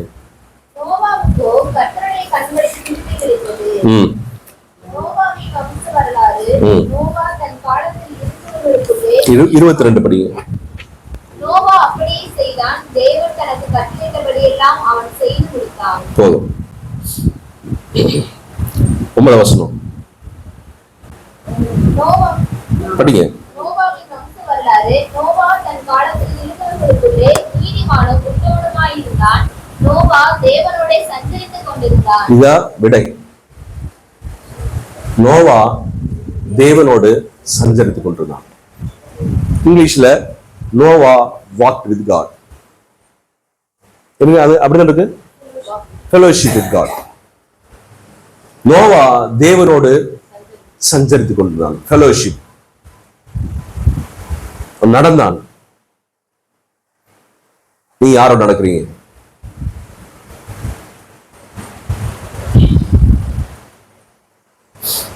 உங்க புத்தியோடு நடக்கிறீங்களா? உங்களுடைய பலத்தோடு நடக்கிறீங்களா? உங்களுடைய திறமையோடு நடக்கிறீங்களா? அல்லது நீங்கள் தேவனோடு நடக்கிறீர்களா?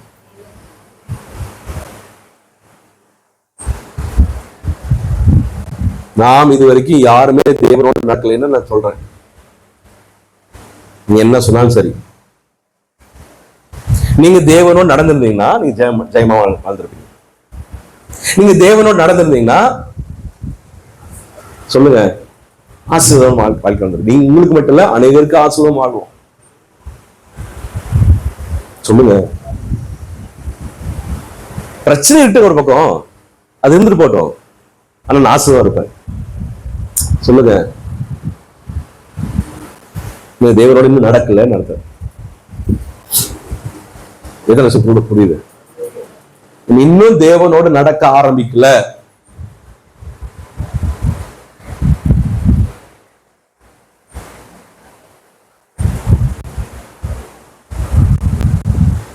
நம்ம எப்படி தேவன் நடக்கிறோம்?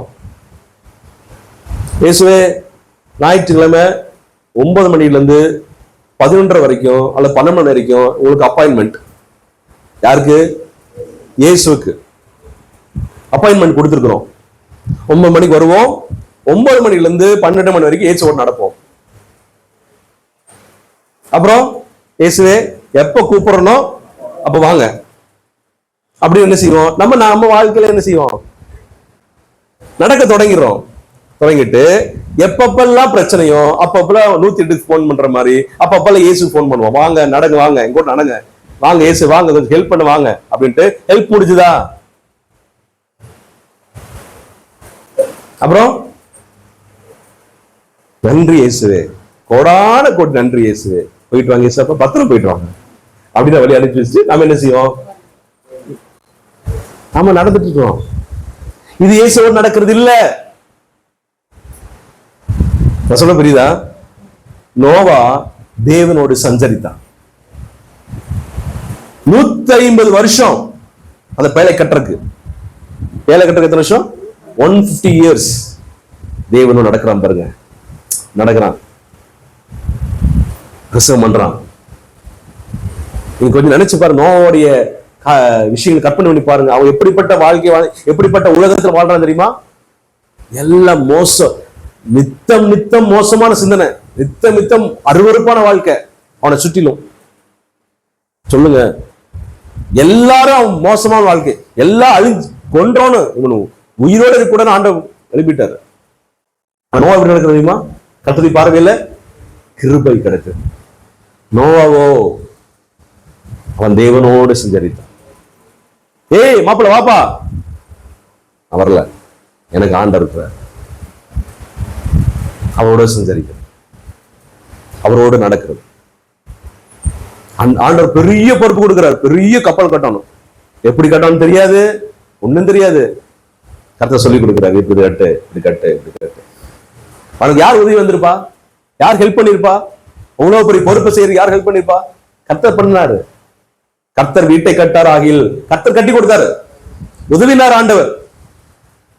அது நல்ல நாட்டு மிருகங்களையும் காட்டு மிருகங்களையும் எவ்வேறு ஜோடு, ஒவ்வொரு ஜோடு எப்படி கொண்டு வந்தாரு? சிங்கத்தை கொண்டு வர முடியுமா? சொல்லுங்க சொல்லுங்க. எல்லாத்தையும் ஒரே கப்பல் அடக்க முடியுமா? நில்லுனா நில்லு, உட்காருனா உட்காரு, தெரியுமா? சொல்லுங்க.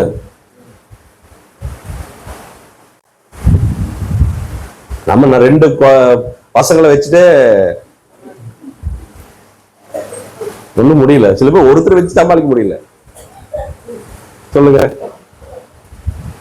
எப்படிங்க நடந்துச்சு? கர்த்தரோடு நடந்தது.